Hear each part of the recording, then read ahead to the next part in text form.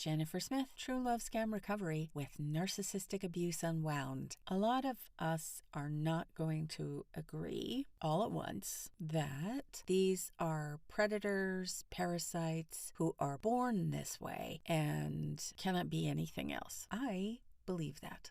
I've come to see that and know that. In nature, every living entity, every animal, every bug, every flower is wired by nature for exactly what it needs to survive.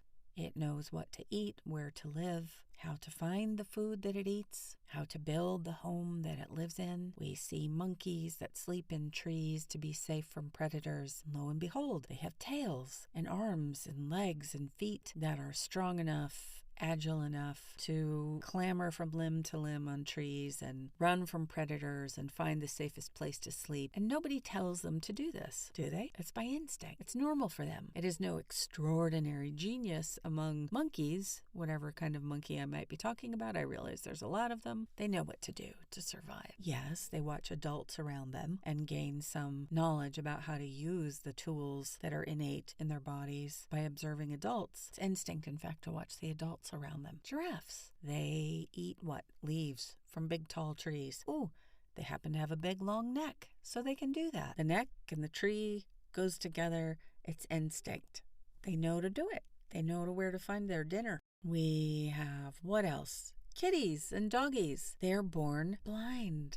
But did you know that they mew and snort and snuffle so that their mother is alert to where they are, so the mother doesn't roll over them, and so that together between the babies and the mom, from the little sounds these little babes make, they can be brought to the mother's underside so they can, what? Drink milk, get their nourishment, survive. It's instinct. It's wired into them. I've recently discovered from doing some research that spiders, not only can they spin this fabulous silken web from this thread that comes out their bums by nature, by instinct. They don't need any instructions. It is not extraordinary intelligence on the part of a spider. That's part of a spider. It's there. It's wired in. So not only do they weave these webs, they are able to emit an electrical charge that causes this gorgeous web to pull in, become concave, and draw in, suck in whatever innocent, hapless fly that is in close enough range on their flight path going by the web. The fly doesn't fly into a web on purpose. It is sucked in by an electrical charge that is innate. The spider shoots out the electrical charge when it sees a fly coming by. The web pulls in.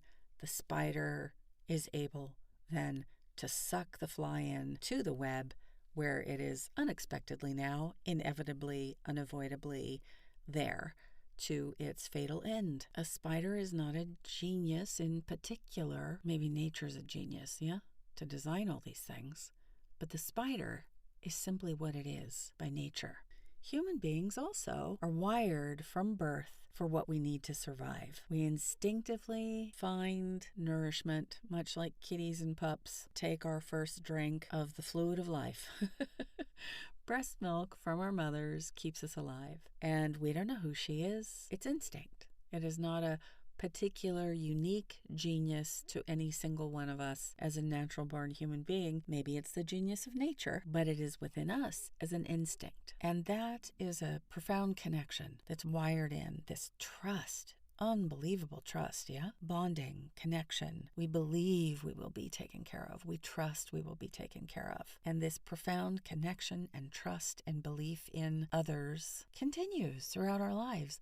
It is how we survive. We make families and groups based on this trust, based on belief. Well, there's another kind of human that's born too. And this other kind of human is not wired in this way, to connect and trust and bond and believe. They're wired a little more like the spider. They are a parasite, a predator, and inside of them, packaged with them, upon their arrival, they come equipped with what they need to survive. They have something akin to the electric charge of the spider. We often call it charisma or charm. We see it exhibited in love bombing, or what we think of as, oh my gosh, some kind of amazing good looks or sexiness, sex appeal.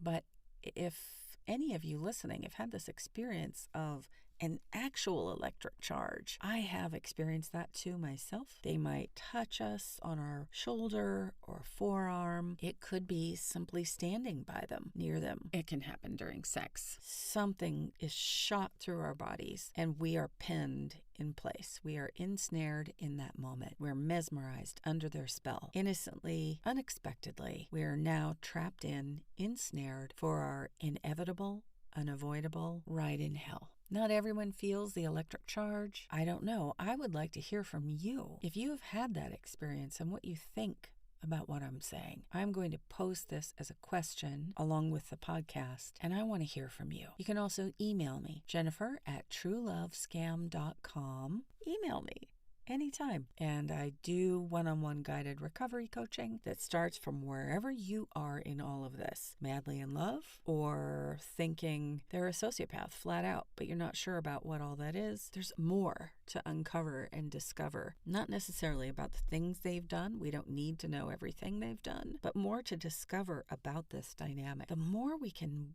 willingly step into this and take this apart as human beings, as people on this planet, individually and together, the less effect this, what seems to be our natural predator, the less effect they will have on all of us or any of us. So let's do it. Tell me what you think.